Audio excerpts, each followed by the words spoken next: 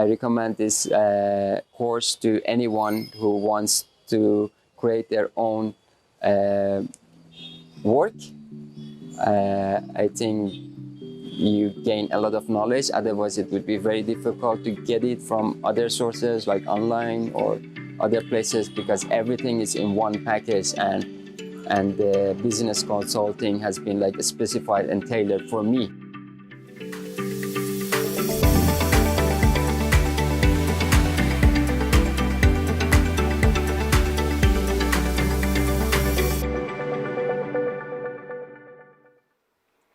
Are you dreaming of starting your own business in Finland? Stay tuned to learn more about this online entrepreneurship course. And welcome to TE Live, Reijo Koivula. Thank you. And viewers, you can ask any questions from Reijo. Throughout this broadcast, the chat is now open. Reijo, you are a coach on this 25-day online course. What are the main goals set for this course?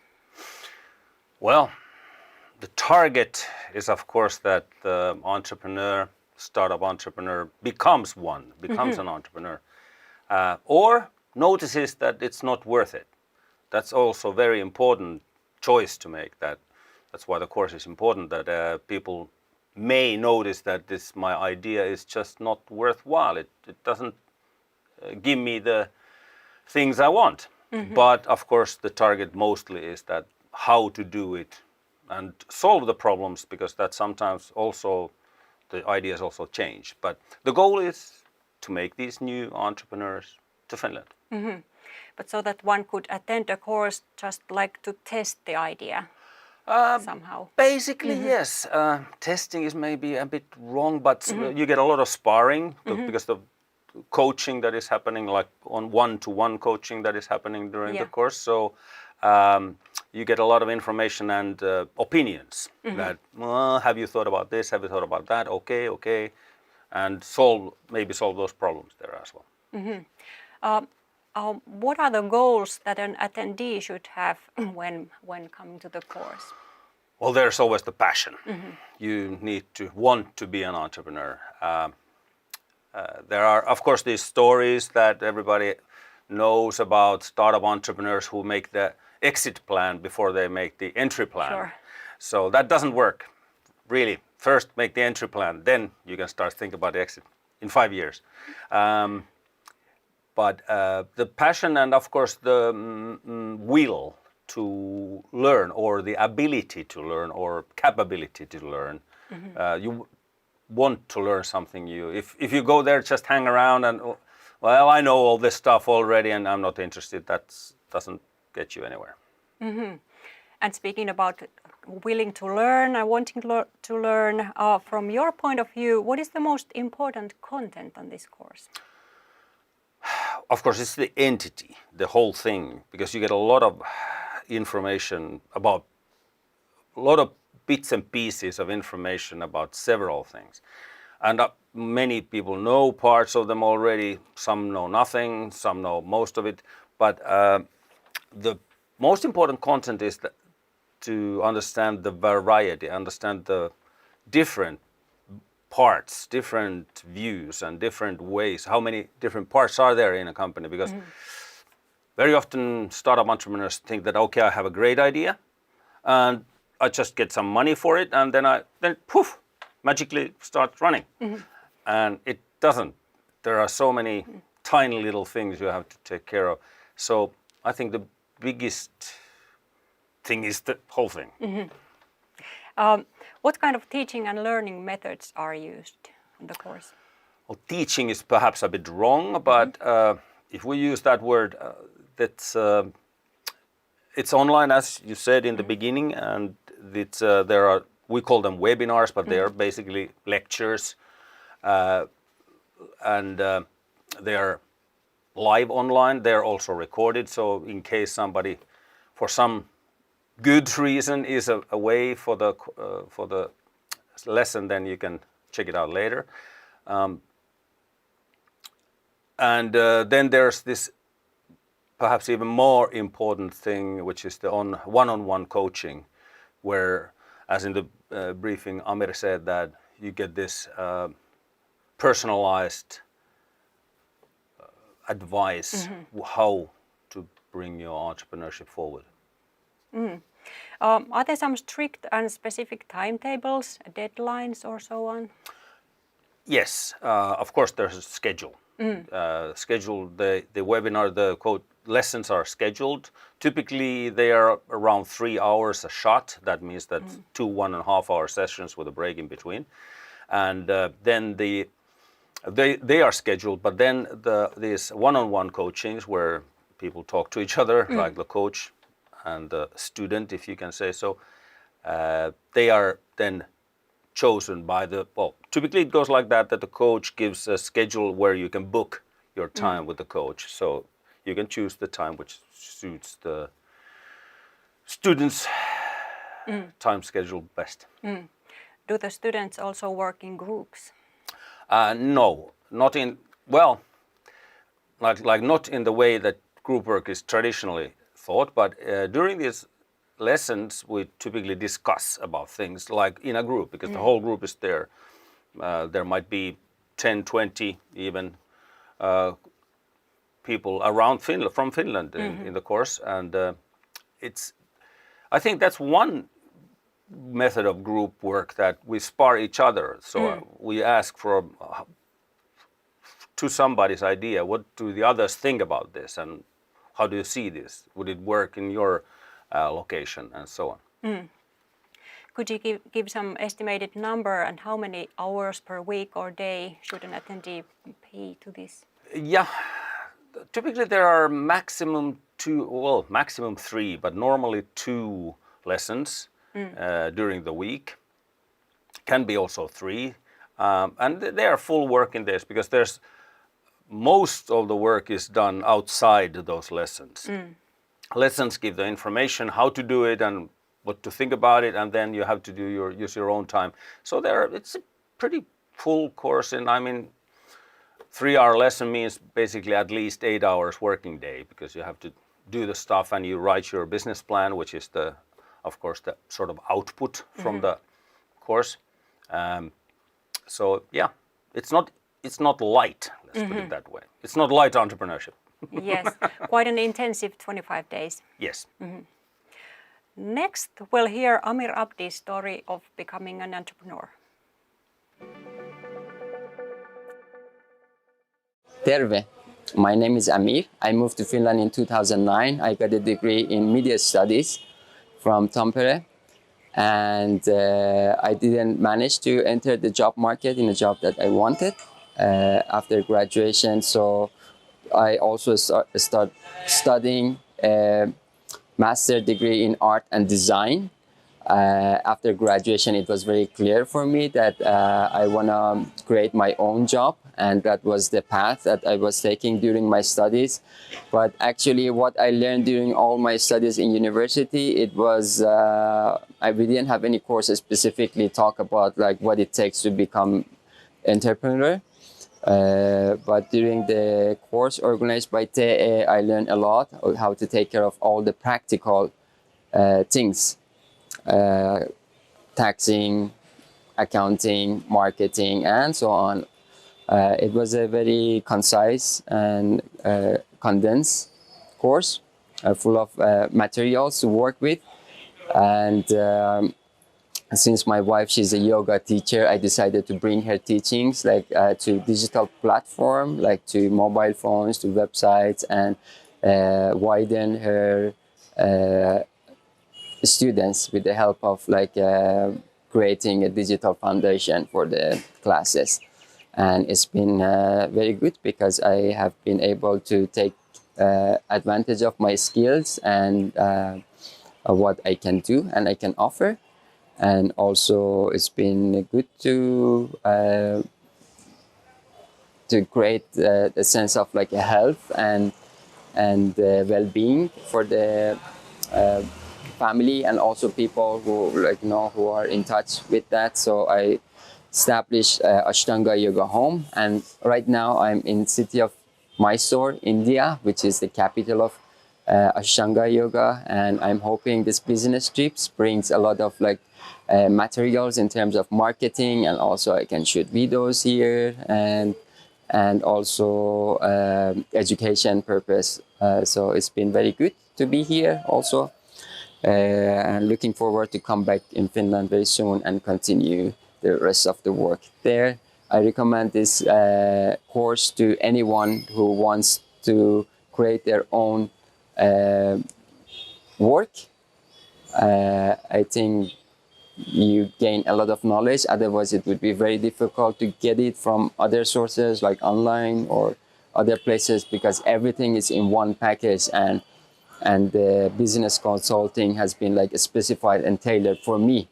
So it's been like very easy to find those what I need actually to do, and focus mostly on what I need to do.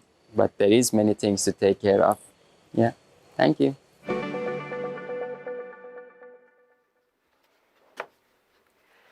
And I remind you that the chat is open and you can ask any questions from Reijo. There was some nice feedback from Amir. Can you tell some other feedback from other course attendees? Well, they're pretty much alike. What Amir explained there, that getting a lot of information from different topics, sort of also getting to ask the questions you always wanted to ask and you never dared, or also getting to ask those specific questions to each one's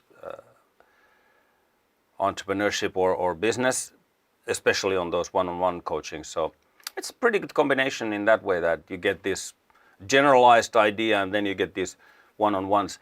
Sometimes it's a bit pity that the people don't use those one-on-one coachings, because they are, I think it's about 3 or 4 hours, like in 1 hour shots. You can use them during the course, and well, some notice it only later that it should have been done, but well, I strongly suggest that you use it if you come to a course that, or if somebody when you come to a course, that you use the one-on-ones possibilities. Yes. What do you think is the most important thing with those one-on-ones? It's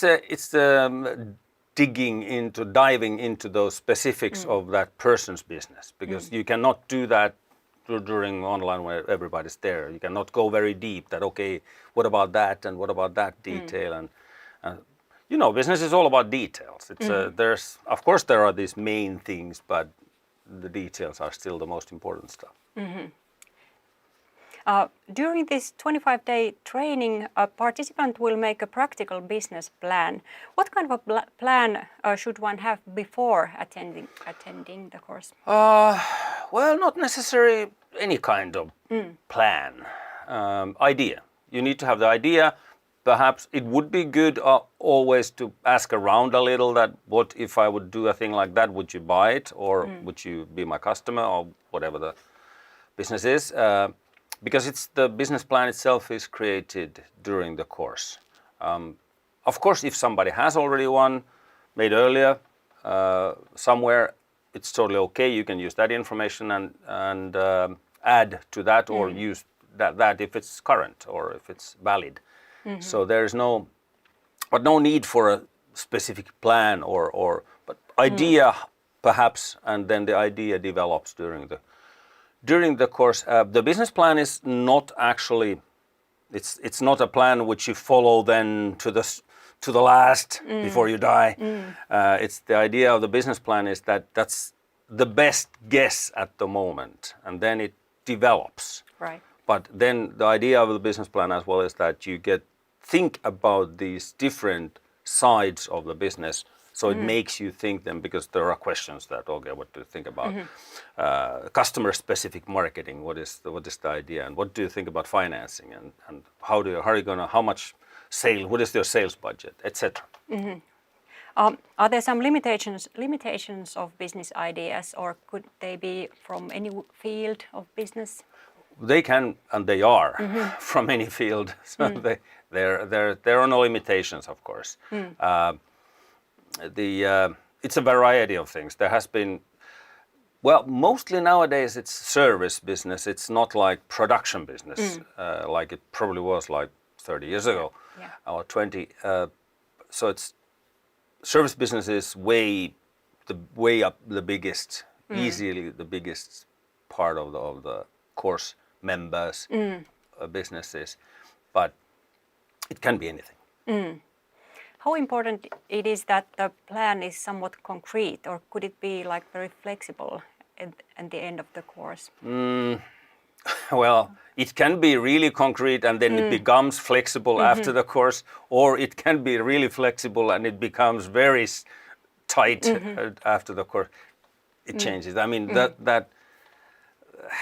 well, everybody who has been an entrepreneur or knows somebody, if you ask them or if you know it yourself, you know that you might plan whatever you want in the beginning and it changes anyway. Yeah. To some extent. As we discussed earlier, you mentioned that a business plan is not enough. A candidate should also have a passion for doing something. What do you mean by that? Because plan is a plan, it's a guess. If you change, if we change the word plan to a word guess, it's a business guess. So you need to have the drive to start the thing, and you need to want that.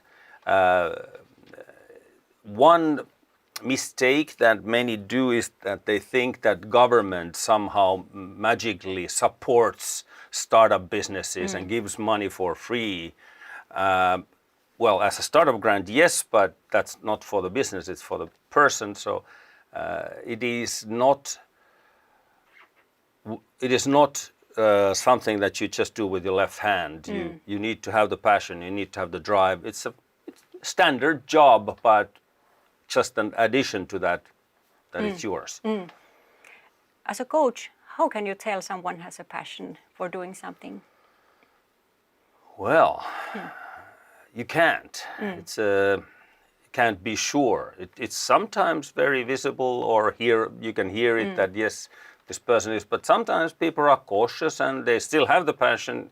But in these one-on-ones, it comes through, because typically the people who have the passion for business or entrepreneurship, they start open because they know things already, or they found out, or they have thought about it from different sides. So it becomes slowly then visible, or you can hear it. Okay, now we have a question in chat box. Maxim is writing, I'm thinking of opening a car maintenance service. Do you need a special education for that, or will a master's degree be enough, but not in this field? As a business mentor, what would you say to Maxim? Car maintenance, car repairs, I think you don't need any permits for that, and the customers decide the rest. So nobody, as far as I know, nobody requires some sort of qualification for that. So if you get customers, people bring their cars to you and they pay for your job, so go ahead. Yeah, so if it's a job well done, then it's enough. Paying customers is the most important thing in business, however you get them. It is said that by completing this course, you will increase your chances of success when applying for the startup grant. How do you prepare the participants for applying the startup grant? Well, we go through, of course, like what are the requirements and what are showstoppers for startup grant, like what can't be there, what is like not possible and what is possible. And then in these one-on-ones, especially we talk about like, okay, what are the prerequisites? What do we think that the government wants there to be, and what can't be there? So it's kind of adjusting it. Like, for instance, sometimes people think that if I do an online game, and I use the startup grant for developing the game, it's probably not a good idea. But then that's that kind of things, that what can be done, what can't be done. And now to summarize, who is this course good for? Who would you recommend to join? Everybody who hasn't done any business before, or even for those who have already started but never had this kind of prep course or intensive course before. The ones who have done business for a longer time, they probably know pretty much everything on it, because it's very practical, very hands-on. So I would say that startup entrepreneurs and the ones who have been there not more than 1 year or 2 years, and of course everybody who is interested to update the information you have.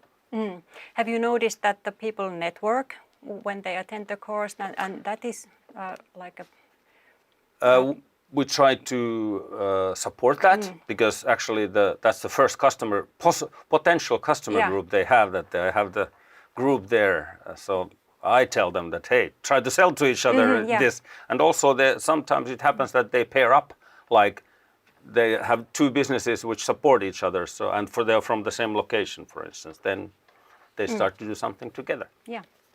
Reijo, thanks for coming to T-Live. Thank you for watching the show. And the chat is still open for like 10 minutes, so feel free to keep asking questions.